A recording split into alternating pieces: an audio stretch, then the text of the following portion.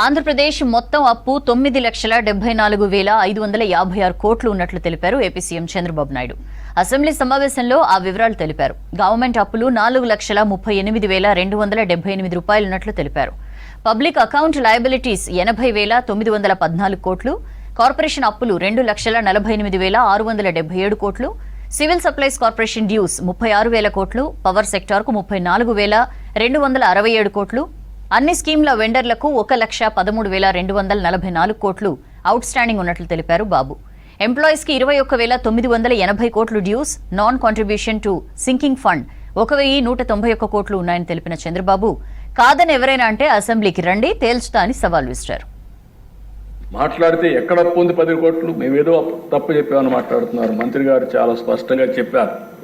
నేను ఇప్పుడే చెప్తున్నా, మీరు చూస్తే అధ్యక్ష, గవర్నమెంట్ డెట్ 4,38,728 కోట్లు, పబ్లిక్ అకౌంట్ లయబిలిటీస్ అంటే ఉద్యోగస్తుల డబ్బులు కూడా మొత్తం వీళ్ళు తీసుకొని వాడేసే పరిస్థితికి వచ్చారు, 80,914 కోట్లు.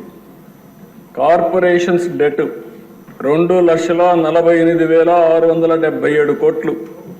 సివిల్ సప్లైస్లో అప్పు 36,000 కోట్లు. డ్యూ టు పవర్ సెక్టర్లో వాళ్ళకి ఇవ్వాల్సింది 34,267 కోట్లు.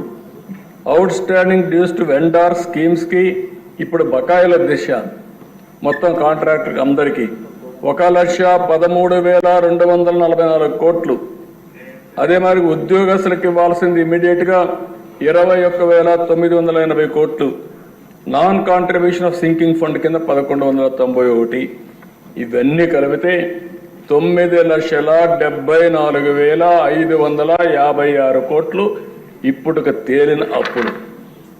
ఇంకా తవ్వితే ఎంత వస్తుందో నాకు తెలియదు. నేను ముందే చెప్పా, ఓసారి దివాలా తీసామంటే అందరూ వస్తారు, మాది కూడా ఉందని. కానీ అది చెప్పడం లేదు కాబట్టి గుమ్మడంగా ఏం చేయాలో చేసే పరిస్థితికి వచ్చా. ఇది కాదని ఎవరన్నా అంటే రండి, లెక్కలు చూపిస్తా. ఆ లెక్కలు చూసిన తర్వాత గుంజీలు తీస్తా. ఆశ అనుకోవద్దండి, ప్రజా జీవితాన్ని దుర్వినియోగం చేయొద్దండి, పిల్ల చేస్తూ వద్దు. లెక్కలు లెక్కలే, ఈ లెక్కల్ని ఎవ్వరు ఏమీ చేయలేరు. గవర్నమెంట్ దగ్గర మీరు అకౌంట్ దాచిపెట్టారు, ఈరోజు మేము ఏది కూడా దాపరికం లేదు. అందుకే అన్ని జీవోల్ని ఆన్లైన్లో పెట్టారు.